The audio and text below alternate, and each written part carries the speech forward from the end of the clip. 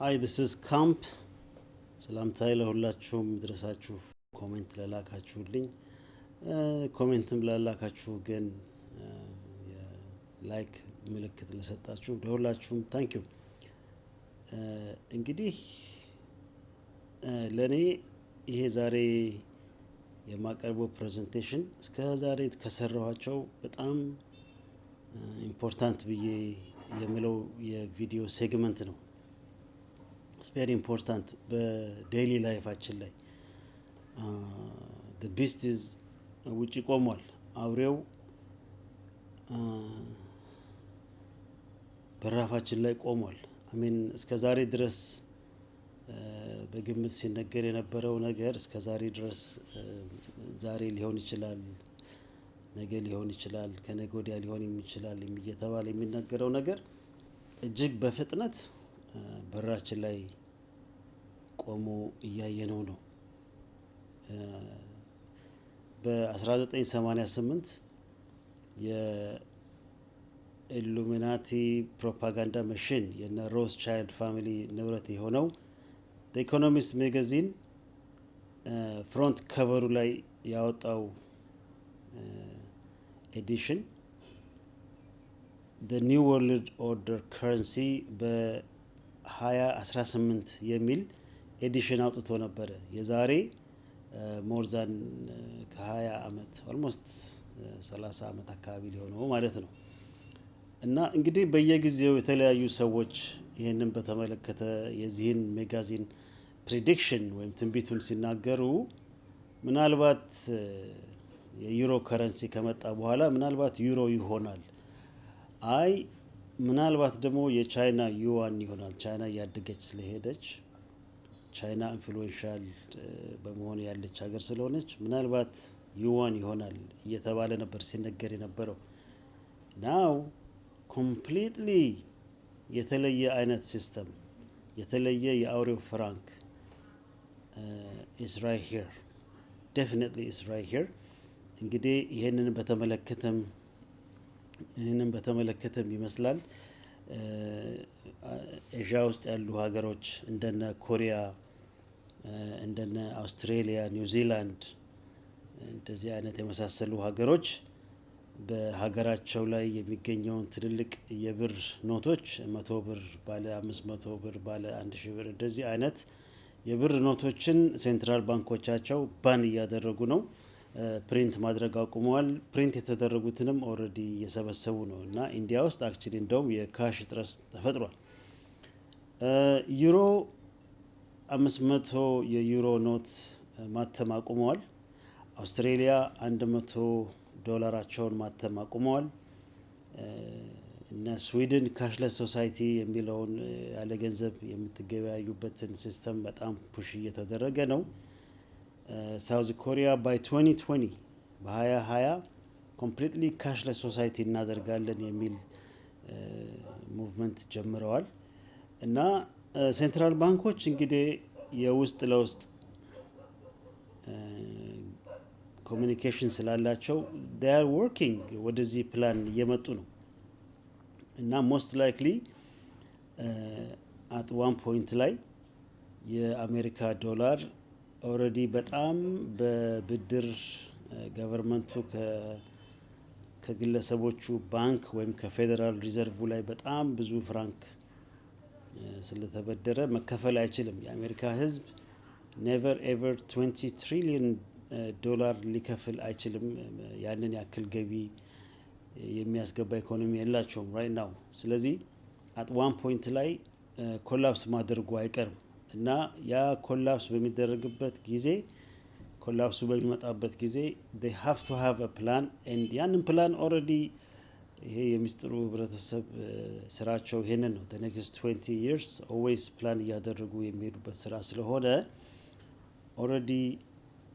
የዲጂታል ከረንሲ ወይም ክሪፕቶ ከረንሲ the bitcoin is here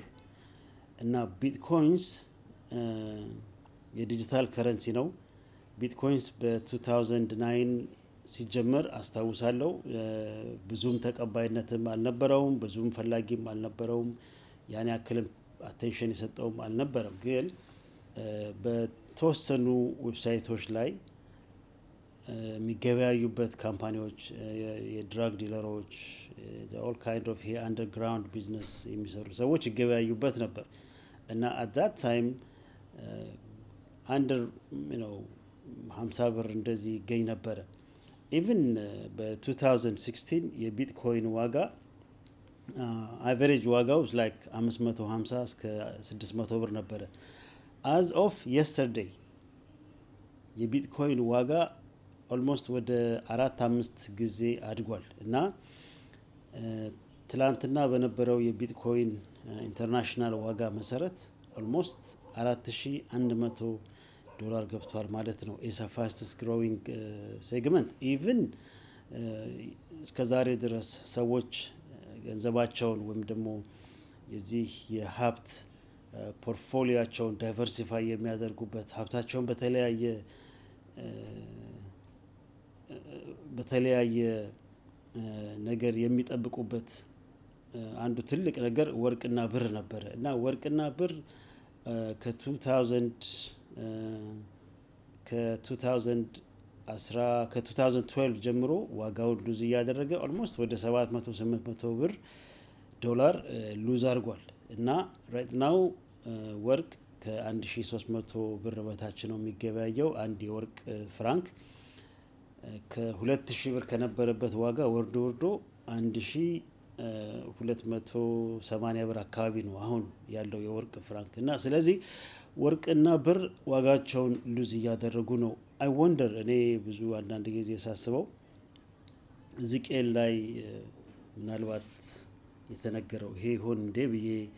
እላለሁ ምክንያቱም ወርቅና ብር እንደ ጉድፍ ይሆናሉ ይላል ዝቄል 7:17 ላይ እና they lose their money people will cast them on the street ዋጋ የሌላቸው ነገሮች ይሆናሉ ይላል እና ያ ጊዜ ምናልባት የተነገረለት ጊዜ it's amazing it's right here እና እኔ በመኖርበት እኔ right now አሁን ያለሁት በቻይና አካባቢ ነው ያለሁት ግን እኔ በመኖርበት የዳላስ ከተማ አሁን በዚህ አመት last I believe last April አካባቢ ነው የቻይና ኢንቨስተሮች በዳላስ ፎርት ወርዝ አካባቢ በሚገኝ የ950 ሄክታር ላይ ቤት መስራት ጀምረዋል ከቻይና የመጡ ኢንቨስተሮች ናቸው የቻይና ካምፓኒ ነው ቤዝድ ያደረገው ሲንጋፖር ውስጥ ነው እና ይሄ ካምፓኒ ወደ 2000 ቤቶች ለመስራት ኮንትራክት ወስዷል እና እነኚህ ቤቶች ይሄ ቻይና ካምፓኒ የሚሸጣቸው በዲጂታል ከረንሲ ብቻ ነው በዲጂታል ከረንሲ ነው ይሄንን ቤቶች የሚሸጡት እነኚህ ቤቶች የሚሸጡት ኮምፕሊትሊ የውጭ ሀገር ዜግነት ላላቸው ሰዎች ብቻ ነው አሜሪካኖች ይሄን ቤት መግዛት አይችሉም የአሜሪካ ዜግነት ያላቸው የአሜሪካ ግሪን ካርድ ያላቸው ሰዎች እነኚህን ቤቶች መግዛት አይችሉም መግዛት የሚችሉት የውጭ ሀገር ዜግነት ያላቸውና ዲጂታል ከረንሲ ወይም ክሪፕቶ ከረንሲ ወይም የዐውሬው ፍራንክ ቢትኮይንስ ያላቸው ሰዎች ብቻ ናቸው እና ቢትኮይንስ ሲጀመር በ2009 አንድ ጃፓናዊ ሰው እንደ ዲዛይን እንዳደረገው ነበር የሚነገረው ብዙ ሰዎች ግን ውስጥ ምስጢሩን የሚያውቁ ሰዎች there is a very powerful group behind it ብለው አርጊው ያደርጋሉና አሁን እንደነ ባንክ ኦፍ አሜሪካ ቤንስተርን የተለያዩ እንደዚህ ፓወርፉል የሚባሉ ባንኮች እንደ አውሮፓ ውስጥ የሚያሉ እንደነ ዶች ባንክ የራሳቸውን ዲጂታል ከረንሲ ፕሪንት ማድረግ ጀምረዋል እና it's going very fast እና ይሄ ዲጂታል ከረንሲ እንግዲህ የሚገበያዩበት ፕላትፎርም ወይም ደግሞ የመገበያያው system is called blockchain BLOCK blockchain እና blockchain ላይ ነው የሚገበያዩበት እና blockchain is going to be የዓለማችን የወደፊቱ የመገበያያ ፕላትፎርም እና የሚሰራው በኢንተርኔት በወርልድ ዋይድ ዌብ ብቻ ነው ፔፐር መኒ አይቀበሉም የሚቀበሉት ዲጂታል ከረንሲ ብቻ ነው እና at one point ላይ ዶላር ኮላፕስ ሲያደርግ ዲጂታል ከረንሲ ከሌለሽ መገበያየት አይቻልም መግዛትም መለወጥም አይቻልም እንግዲህ አንደርስታንድ ካደረጋችሁ ማይክሮቺፕስ በውስጣችን እንዲጠቀም የተፈለገበት ወይም ማይክሮቺፕሱን በውስጣችን እንዲገባ የተፈለገበት አንደኛው ፐርፐሱ ይሄ ነው without microchips digital currency application ወይም ደግሞ መጠቀም አይቻልም እና እነ ታይም ማጋዚን ይሄንን በተመለከተ never offline የሚል አርቲክል አውጥተው ነበር probably የዛሬ 2-3 አመት አካባቢ እና the beast system is here ምን ያህል ህዝቡ ሬዲ ነው ምን ያህል ህዝቡ አዌር ሆኗል I don't know I really don't know እና ሚዲያቸው deliberately አያወራም ይሄንን ነገር በሙሉ ሳይለንስ ተደርጓል ነገር ግን ለምሳሌ ይሄ ፊውቸሩን በተመለከተ ፊውቸሪስቲክ የሚባለው እንደነ ሬስ ክሩዝ ዌል አይነት አሁን የጉግል ማን ነው የጉግል ሬስ ክሩዝ ዌል የጉግል ሪሰርች ሴንተርን ሊድ የሚያደርግ አይሁዳዊ ሰውዬ ነው እና ሬስ ክሩዝ ዌል ፊውቸሪስት ነው completely by 2045 ከመሽኑ ጋር አንድ እንሆናለን ብሎ ፕሪዲክት ያደርጋል አንድ ሬስ ክሩዝ ዌል እንደገና by 20 I think by 2030 መሰለኝ by 2030 ናኖ ቦት ይሄ ናኖ ቦትስ ወይም ይሄ ናኖ ቴክኖሎጂ will be በውስጣችን ይኖራል ብለው ከሚናገሩ ሰዎች አንዱ ነው what is nano bot ይሄ ናኖ ቴክኖሎጂ already ይሄ አሁን በሰዎች እጅ ላይ መተከል የጀመረው ማይክሮቺፕስ ብዙ ሰዎች ትልቅ ነው የሚሉ ሰዎች አሉ it's too big ሰውነታችን ውስጥ ያንን ለማድረግ ስለዚህ already ከ2001 ጀምሮ ሌላ ነገር ዴቨሎፕ ያደርጉ ነው it's called nano dust እና nano dust almost የአንድ የፀጉር ቅንጣፍ የምታክል ናት በጣም ትንሽ ናት በውስጡ ዋየርለስ ትራንስፈር ማድረግ የሚችል አቅም አለው ራሱን ቻርጅ ማድረግ የሚችል አቅም አለው እና በጣም ትንሽ አዋራ ነው የምታክለው according to many people በሰሜን አሜሪካ እና በአውሮፓ ውስጥ ምናልባት ብዙ ሰዎች already ያለ ዕውቀታችን ምናልባት ናኖቦትስ በውስጣችን ሊኖር ይችላል ብለው የሚናገሩ የሚፈሩ ሰዎች አሉ ምክንያቱም ናኖቦትስ ከአውሮፕላን መበተን ይችላል እንደ አዋራ እና አንድ ሰው ናኖቦትስን ከተነፈሰው ወደ ውስጡ ካስገባ አየሩን ስቦ በውስጣችን ሊኖር ይችላል ምንም ዲቴክት ሊደረግ አይችልም የት ቦታ እንዳለ የሚቆረቁር ነገር የለውም በጣም ታይኒ ነው በጣም ታይኒ እና this እነኚህ ሰዎች የሂዩማኒቲ ጠላት ናቸው እነዚህ ሰዎች የሚሰሩት completely በድብቅ በሲክሬት ኮሙኒኬት የሚያደርጉ ሰዎች ናቸው እና there is no democracy በእንደዚህ አይነት አሰራር ላይ ዲሞክራሲ ፐርፌክት ቢሆን ኖሮ ክርስቶስ አይመጣም ብሎ ሲናገር ሰምቻለሁ አንድ ጊዜ ስፒን ዋይል አጎ እና ዲሞክራሲ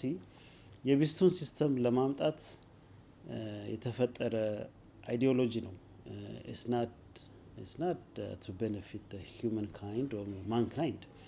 completely against mankind የሆነ ነገር ሲሰራ ያያየን ነው እና the beast is here the beast system is here and how far are you ready how far will you to go ጉሮሯችን ላይ ገመዱን እያጠበቁ ነው slowly እስካሁን ድረስ ማንዳቶሪ አይደለም ግን ፓስፖርቶች እንደዚህ ከአገር ወደ አገር በሚኬድበት ጊዜ የኢሚግሬሽን ሲስተሞች ምናልባት ያለ without the microchips የማይታለፍበት ጊዜ ሊመጣ ይችላል most likely ይሄ ነገር እየጠበቀ ነው የሚሄደው ግን the blockchain is here already መገበያያው ሲስተም ተጀምሯል already ቢትኮይን እንቀበላለን የሚሉ ብዙ ካምፓኒዎች በየቦታው ብቅ ማለት ጀምረዋል ሊጋሊ የሆነ ነው እና establishmenቱና ኤሊቱ ኦሬዲ ቢትኮይናቸውን ሰብስበዋል now without bitcoin ወደፊት መግዛትም መለወጥም የማይቻልበት ቀን ሊመጣ ነው ማለት ነው እና even though bitcoin ስም ቢኖርህ you got to have microchips በሰውነት ውስጥ መኖር አለበት ማለት ነው it is it's a great honor Jesus Christ ማመን ስለ Jesus Christ የሚመጣው መስዋዕትነት መቀበል honor ነው it's a great honor ሲነገር የነበረለት ነገር ለጄኔሬሽን after generation witness እያደረግን ነው እና bitcoins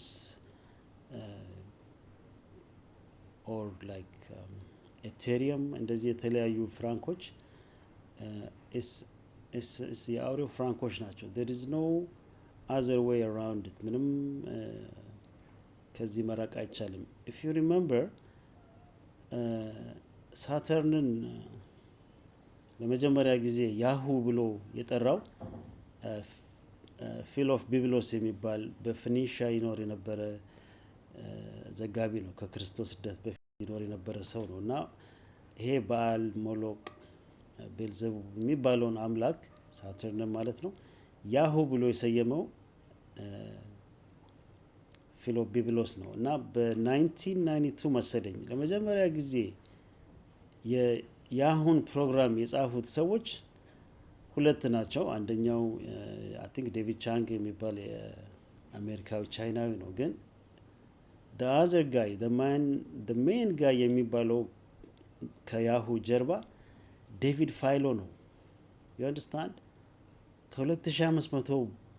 አመት በኋላ ዴቪድ ፋይሎ የሚባል ሰው የያሁን ፕሮግራም ጻፈ ከ2500 በፊት ያሁ የሚለውን ስም ለዚህ ለማይታየው ዓለም ስም ያወጣለት ፊሎ ኦፍ ቢብሎስ ነበር I mean there is some people የማናቃቸው ሰዎች አሉ among us generation after generation የተቀባበሉ የሚሄዱ ሰዎች now if you remember የዛሬ I think አንድ 6-7 ወር አካባቢ አሁን እኛ የምንጠቀምበትን the best የተባለውን ኮምፒውተር 100 ሚሊዮን ጊዜ ፕሮሰስ ማድረግ የሚችል እጅግ በጣም ፋስት የሆነ ራሱን በራሱ ፕሮግራም መጻፍ የሚችል የአንዱ ኮምፒውተር ዋጋ ከ16 እስከ 20 ሚሊዮን ዶላር የሚያወጣ ኮምፒውተር በካናዳ የሚገኝ ካምፓኒ ሰርቶ ኦሬዲ ትልልቅ ካምፓኒዎች እንደ የዩናይትድ ስቴትስ ዲፌንስ ዲፓርትመንት እንደነ ጉግል እና ፌስቡክ እንደነ ትልልቅ እንደነ መክዶናልድ ዳግላስ ያሉ ትልልቅ ኮርፖሬሽኖች አኳየር ማድረግ ጀምረዋል እነ ናሳ ይሄ ኮምፒውተር ዌቭ ይባላል እና የዚህ ኮምፒውተር መስሪያ ካምፓኒ ሲኢኦ ኮምፒውተሩን ለመጀመሪያ ጊዜ ለፐብሊክ ፕሬዘንት በሚያደርግበት ጊዜ የተናገረው ነገር I still remember it ይሄ ኮምፒውተር እጅግ ሰው powerful ከመሆኑ የተነሳ even the other side communicate ማድረግ ይችላል ብሎ ነበር you understand even the other side the demonic realm communicate ማድረግ ይችላል ብሎ ነበር ክሊፑን ተውላችኋለሁ it is very powerful የሰማሁት ነገር እዛ ላይ so when the time comes ዐውሬው እና the whole the beast system is going to be connected ከዚህ ከዲዌቭ ኮምፒውተር ጋር once is connected with the D-Wave computer microchips connect control የሚያደርገው ይሄ D-Wave system ነው ይሄ D-Wave system microchips ብቻ አይደለም የገንዘብ መገበያያ ብሎክቼንን ኮንትሮል የሚያደርገው ይሄ ነው so the beast completely human free ሆኖ ራሱን ራን ያደርጋል ማለት ነው you see ለምን አታድርጉ እንደተባለ ይሄንን ቺፕስ completely ክራይስት ሊያደነን አይችልም once ብዙዎች ሞትን ይፈልጉታል ሞት ግን አይመጣም ይላል in fact ምክንያቱም ራስህን ኮንትሮል ማድረግ አትችልም ወይም ቴክ ኦቨር ማድረግ አትችልም ራስህን ገቨርን ማድረግ አትችልም you don't have the freedom no more the beast is going to take over through the microchips you know microchips ተጠቅሞ the beast is going to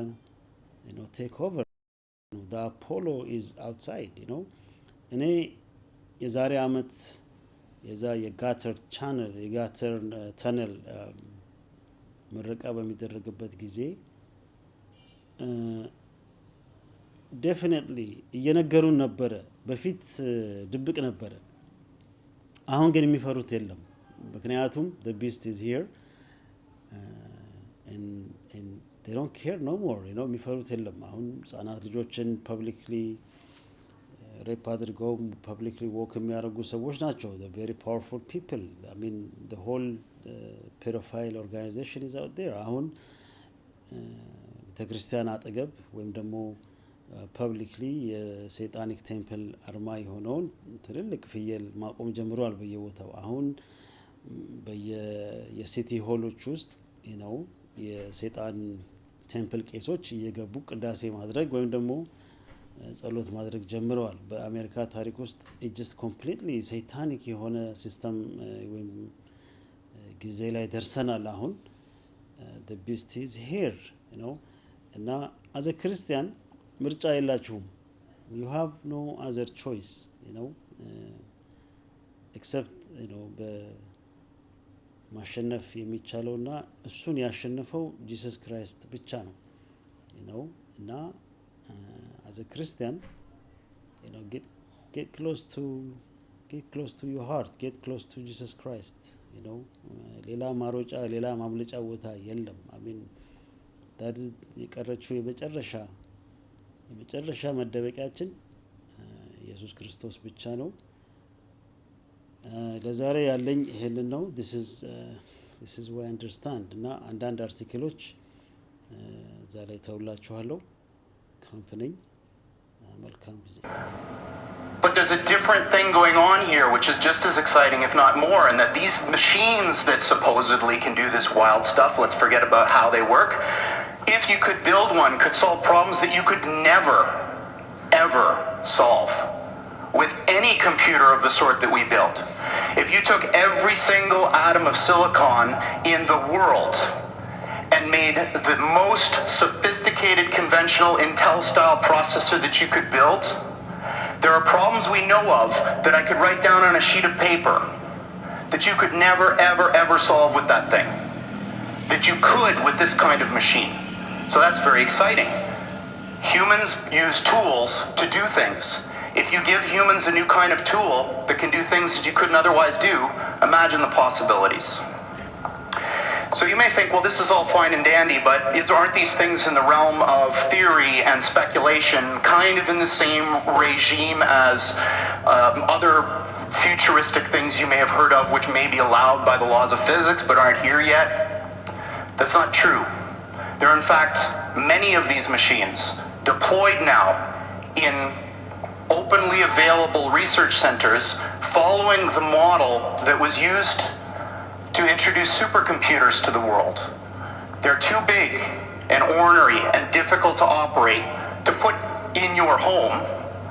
too expensive also, but you can give them to a place which will manage them as a shared resource that will offer that service to the world. And there are two of these now. One of them is at the University of Southern California. And this analogy with flight, I think, is an interesting one. So a horse can beat, or could beat, the initial flight of the Wright brothers' flight in speed. But a plane is not a faster horse. A plane is a different kind of machine. The plane takes advantage of another resource that nature gives us, this third dimension, in order to do something that matters to people better that you could do with any horse. It doesn't matter how fast you make a horse, it will never fly, at least the kinds of horses that we know about.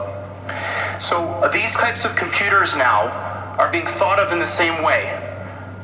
They're not terrifically powerful yet, but they're doing something completely different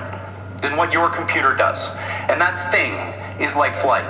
It gives these computers access to these new resources, maybe you could call them parallel universes, in order to do something that you couldn't otherwise do. And that's not the only one. In fact, the one I'm going to come back to and talk to you in the context of the story that I'm wrapping this in, was recently installed at NASA. And Google was the primary interested party that pulled this whole thing together. And this one is really exciting to me, because what they're going to do is apply this machine to an area that I think is fundamentally important. It's a crux of our future as humans, and that's, can we build machines like us? So building machines like us might be possible. I certainly believe it is. I might be wrong. But what I do know is that the types of approaches that people are taking now to build intelligent machines benefit immensely from what this machine that we've built does best. So what this center is about is applying this beautiful new computational idea in the service of trying to make intelligent machines. Now, I can't think of anything personally any cooler than trying to use quantum computers to build intelligent machines, so this is very exciting to me.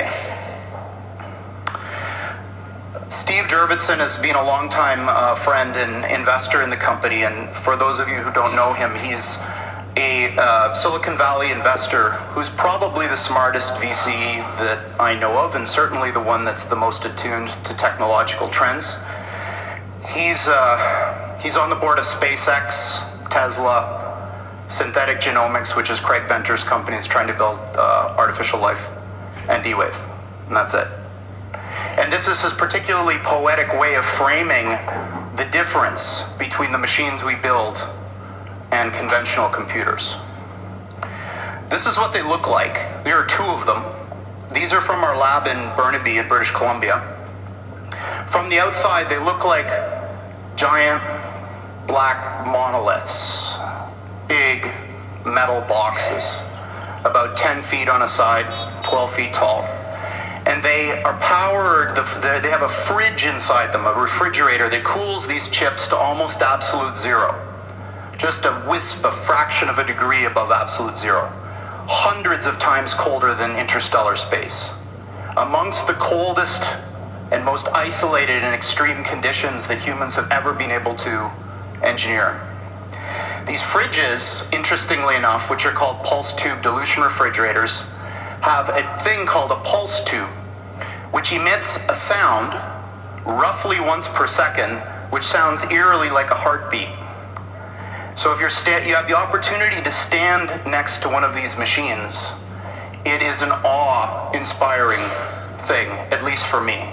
It feels like an altar to an alien god. They really are impressive machines. At the heart of this big box is a tiny chip about the size of your thumbnail.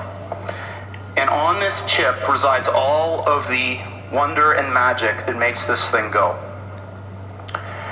I'm not going to describe in any mathematical detail how it all works, but let me give you an analogy.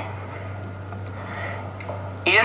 quantum mechanics, there's this concept that a thing can exist in two states which are mutually exclusive at the same time, quote unquote. And I'm using those words because the English language was developed before we had concepts to describe what these things actually are doing. But I'm going to give you a roundabout way of understanding this. Imagine that there really are parallel universes out there, and now imagine you have two that are exactly identical in every respect, all the way out to the horizon as far as we can see, down to the last little atomic detail of every single thing, with only one difference. And that's the value of a little thing called a qubit on this chip, which is a contraction of quantum bit. Qubit like a byte. And that qubit is very much like a bit or a transistor in a conventional computer. It has two distinct physical states, which we call 0 and 1 for bit. In a conventional computer, these are mutually exclusive. That device is either one or the other, and never anything else. In a quantum computer, that device can be in this strange situation where these two parallel universes have a nexus, a point in space where they overlap. And when you increase the number of these devices, every time you add one of these qubits, you double the number of these parallel universes that you have access to.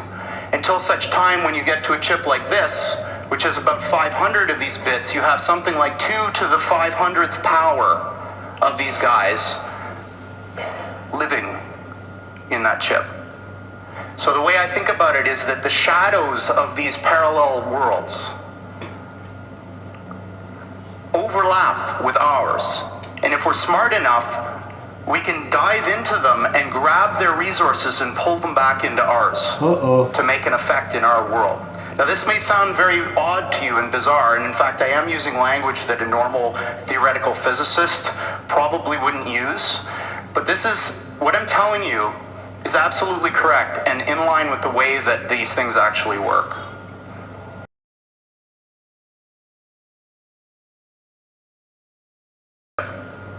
So the way I think about it is that the shadows of these parallel worlds overlap with ours. And if we're smart enough,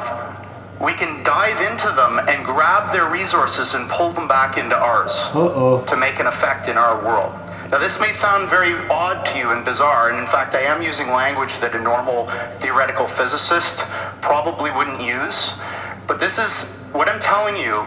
is absolutely correct and in line with the way that these things actually work.